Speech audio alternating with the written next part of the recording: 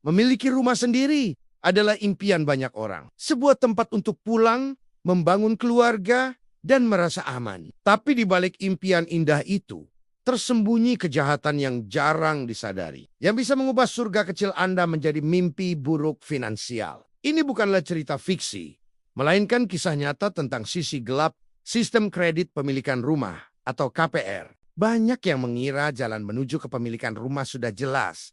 Bayar uang muka, lalu cicil setiap bulan. Namun, di balik janji manis itu, ada jebakan-jebakan yang siap memangsa mereka yang lengah. Hari ini, kita akan membongkar kejahatan di balik sistem KPR, agar Anda tidak menjadi korban selanjutnya. KPR, atau kredit pemilikan rumah, terdengar sederhana. Anda menemukan rumah idaman, bank memberikan pinjaman, Anda membayar uang muka, lalu mencicil selama 15, 20, atau bahkan 25 tahun. Setelah lunas, rumah itu resmi menjadi milik Anda.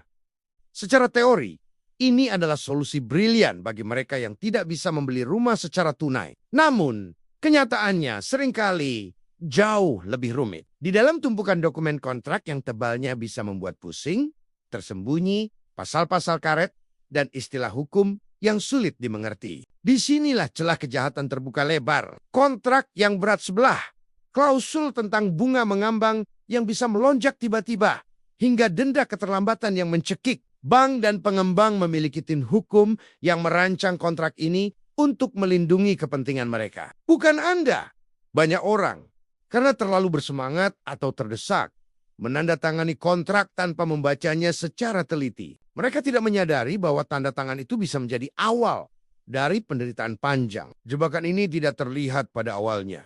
Semua terasa lancar di tahan-tahan pertama. Namun saat masalah muncul, barulah kita sadar betapa lemahnya posisi kita sebagai konsumen. Modus kejahatannya sangat beragam dan seringkali sulit dideteksi oleh orang awam. Salah satu yang paling umum adalah manipulasi harga rumah. Developer menaikkan harga properti jauh di atas nilai wajarnya, lalu bekerja sama dengan oknum bank untuk meloloskan penilaian aset yang tidak realistis. Akibatnya, Anda membayar cicilan untuk rumah yang nilainya jauh lebih rendah. Ada juga jebakan bunga tersembunyi. Promosi bunga rendah di awal seringkali hanya berlaku untuk 1 atau 2 tahun pertama. Setelah itu, bunga bisa melonjak drastis, membuat cicilan Anda membengkak di luar kemampuan. Modus lain yang lebih kejam adalah terkait legalitas. Developer nakal menjual properti yang sertifikatnya masih diagunkan ke bank lain, atau bahkan sertifikatnya palsu. Pembeli terus membayar cicilan,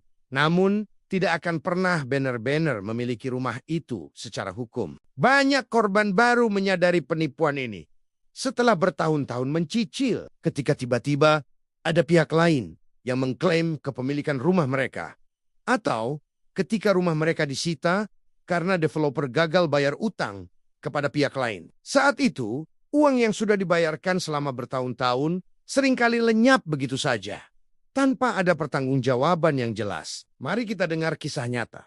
Sebut saja Ibu Rina, seorang pegawai swasta yang selama 8 tahun dengan disiplin membayar cicilan rumahnya. Setiap bulan, sebagian besar gajinya langsung dipotong untuk angsuran KPR. Ia tidak pernah menunggak sekalipun. Baginya, rumah itu adalah investasi masa depan untuk anak-anaknya. Suatu hari, ia menerima surat yang menghancurkan dunianya. Surat pemberitahuan penyitaan rumah dari bank. Ia bingung, panik, dan tidak percaya. Setelah diusut, ternyata developer tempat ia membeli rumah mengalami gagal bayar utang kepada bank lain. Dan sertifikat induk perumahan tersebut dijadikan jaminan. Meskipun Ibu Rina adalah pembeli yang taat, bank tetap menyita rumahnya karena secara hukum aset itu masih menjadi jaminan developer. 8 tahun cicilan, harapan dan pengorbanan hilang dalam sekejap. Ibu Rina hanyalah satu dari sekian banyak korban yang ceritanya jarang terungkap ke publik. Mereka terjerat dalam sistem yang rumit, di mana posisi konsumen sangat lemah dan seringkali dikorbankan. Pertanyaannya, bagaimana ini bisa terjadi? Di balik layar, seringkali ada kolaborasi yang tidak sehat antara oknum developer dan lembaga keuangan. Bagi developer nakal, tujuannya sederhana: menjual unit secepat mungkin dan mendapatkan keuntungan maksimal. Mereka seringkali mengabaikan prosedur hukum yang seharusnya melindungi pembeli. Di sisi lain, beberapa lembaga keuangan mungkin terlalu fokus pada target penyaluran kredit, sehingga melonggarkan proses verifikasi dan analisis risiko. Mereka mungkin menutup mata terhadap rekam jejak developer yang buruk atau legalitas proyek yang bermasalah. Selama keuntungan dari bunga pinjaman terus mengalir, terbentuklah sebuah simbiosis mutualisme yang merugikan konsumen. Developer mendapat keuntungan dari penjualan, bank mendapat keuntungan dari bunga KPR, sementara pembeli menanggung semua risikonya. Grafik keuntungan mereka menanjak, sementara kurva penderitaan para korban terabaikan. Sistem yang seharusnya membantu masyarakat memiliki rumah justru menjadi ladang subur bagi praktik-praktik yang tidak bertanggung jawab. Namun, bukan berarti kita harus pesimis dan mengubur impian memiliki rumah. Kuncinya adalah menjadi konsumen yang cerdas, waspada, dan teliti. Jangan pernah terburu-buru mengambil keputusan. Sebelum menandatangani satu lembar kertas pun, pastikan Anda melakukan beberapa langkah penting. Pertama, cek legalitas developer dan proyek perumahan. Cari tahu rekam jejak mereka. Kunjungi proyek-proyek mereka sebelumnya.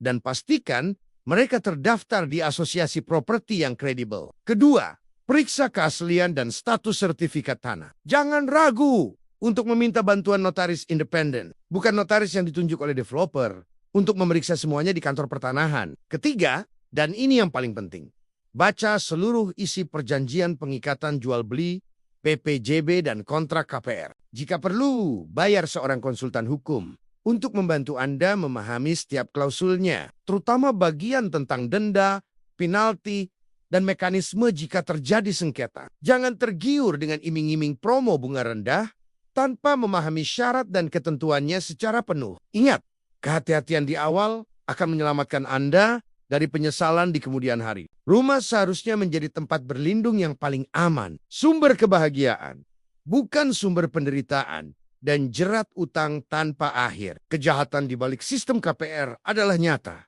dan bisa menimpa siapa saja yang tidak waspada. Jadilah pembeli yang cerdas. Lakukan riset Anda, bertanya sebanyak mungkin, dan jangan pernah merasa tertekan untuk membuat keputusan. Jangan biarkan impian seumur hidup Anda dihancurkan oleh kelalaian sesaat. Bagikan video ini kepada teman dan keluarga Anda, agar semakin banyak orang yang sadar akan risiko ini. Terima kasih sudah menonton. Jangan lupa untuk like, subscribe, dan nyalakan lonceng notifikasi agar tidak ketinggalan investigasi kami selanjutnya. Sampai jumpa.